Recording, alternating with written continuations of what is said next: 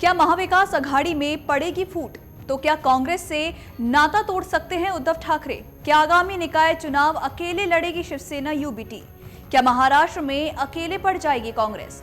तो आइए हम आपको बताते हैं आखिर ये सभी सवाल क्यों उठ रहे हैं। दरअसल ये सवाल इसलिए उठ रहा है क्योंकि हाल ही में हुए महाराष्ट्र विधानसभा चुनाव में महायुति की बम्पर जीत के बाद विपक्षी महाविकास अघाड़ी में शामिल दलों के सुर बदलने लगे हैं। इसी बीच शिवसेना यूबीटी प्रमुख उद्धव ठाकरे ने गुरुवार को संकेत दिया कि उनकी पार्टी राज्य में आगामी स्थानीय निकाय चुनाव अपने दम पर लड़ सकती है। उन्होंने कहा कि उनके कार्यकर्ता इसके लिए उत्सुक हैं और वो उचित समय पर इसे लेकर फैसला भी कर सकते हैं। बता दें कि उद्धव ठाकरे का ये बयान तब आया है जबकि आगामी स्थानीय निकाय चुनाव लड़ने को लेकर विपक्षी महाविकास अघाड़ी गठबंधन के बीच मतभेदों की खबरें भी आ रही हैं। इसके साथ ही उन्होंने कहा कि मैदान में पीठ दिखाने वालों में से नहीं हूं। अगर मैं मैदान छोड़ूंगा तो जीत कर ही मैदान छोड़ूंगा। गद्दारों का हाथ नहीं छोड़ूंगा। मैं हठपूर्वक खड़ा हूं। जो जा रहे हैं हर दिन उद्धव ठाकरे को झटका लग रहा है। भले ही आप इतने सारे भाड़े के सैनिकों को काम पर रखें, आपकी भूमिका नहीं बदलती। उन्होंने कहा कि हर किसी की एक राय होती है। अकेले लड़ो, ताकत है। अभी चुनाव की घोषणा नहीं हुई है। अपना दृढ़ संकल्प और तैयारी दिखाएं। आप जिस भ्रम में रहते हैं उससे बाहर आएं। जब आप आश्वस्त हो कि आप तैयार हैं, उन्होंने कार्यकर्ताओं का आह्वान करते हुए कहा कि अब कार्यकर्ताओं के मन के अनुरूप निर्णय लिया जाएगा। इस बार मैं बदला लेना चाहता हूं। जो मराठी माटी पर वार करता है, मराठी मां की गोद पर वार करता है, उसे देशद्रोही नहीं माना जाना चाहिए।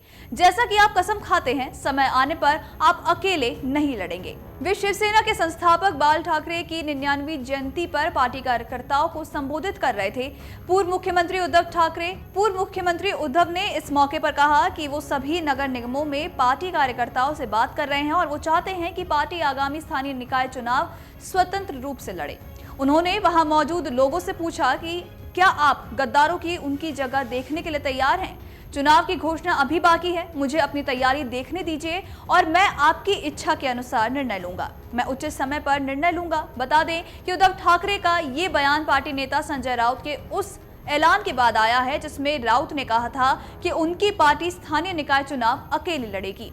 आपको बताते चले कि संजय राउत ने अपने बयान में कहा था कि इंडिया ब्लॉक और महाविकास अघाड़ी गठबंधन लोकसभा और विधानसभा चुनावों के लिए बने हैं। संजय राउत ने आगे कहा था कि गठबंधन में अलग अलग पार्टियों के कार्यकर्ताओं को अवसर नहीं मिलते हैं और इससे संगठनात्मक विकास में बाधा भी आती है। हम अपनी ताकत के दम पर मुंबई, ठाणे, नागपुर और अन्य नगर निगमों, जिला परिषदों और पंचायतों के चुनाव लड़ेंगे। संजय राउत ने आगे कहा था कि उद्धव ठाकरे ने पार्टी को संकेत दिया था कि उसे अकेले ही चुनाव लड़ना चाहिए। तो वहीं राउत ने एमवीए में समन्वय की कमी के लिए कांग्रेस को जिम्मेदार ठहराया है। इस बयान के बाद से ही अब विपक्षी एमवीए की एकता पर सवालिया निशान लग गया है।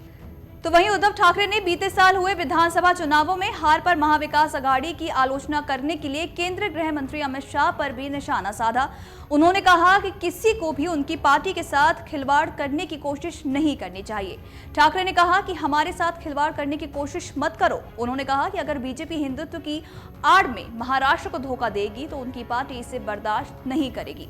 इसके अलावा उन्होंने भाजपा को कम से कम एक चुनाव मतपत्र से कराने की चुनौती भी दी है। बताते चले कि अमित शाह ने कहा था कि राज्य विधानसभा चुनावों में महायुति गठबंधन की जीत ने कैसे शिवसेना यूबीटी और शरद पवार की एनसीपी को उनकी जगह दिखा दी है। गौरतलब है कि पिछले साल नवंबर महीने में हुए राज्य विधानसभा चुनाव में कांग्रेस, शिवसेना यूबीटी और शरद पवार की एनसीपी एसपी से मिलकर बने महाविकास अघाड़ी गठबंधन को करारी हार का सामना करना पड़ा था। तो वहीं राज्य के 288 विधानसभा सीटों में से मात्र 46 सीटों पर ही जीत हासिल कर सकी थी।